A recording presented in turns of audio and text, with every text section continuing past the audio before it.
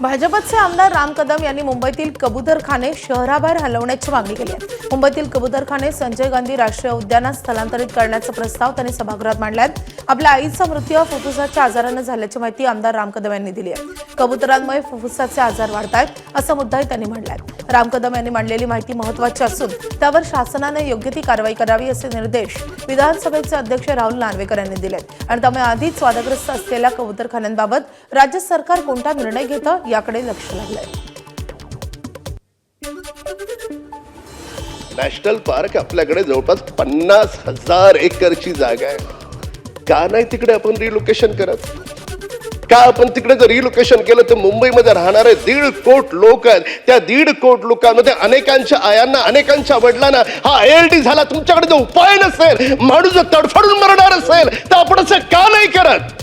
अध्यक्ष महोदय, नाही अध्यक्ष महोदय, माझी आई गेली, आपण थांबू नका मध्ये। भविष्यात तुम्ही केंद्रातले लोकसभेचे अध्यक्ष आहात। अध्यक्ष महोदय, या गंभीर विषयावर आपण मला बोलायला दिलेच पाहिजे। अध्यक्ष महोदय, मी पुन्हा सांगतो, माझ्या बोलण्याला अन्यथा घेण्याचं कारण नाही।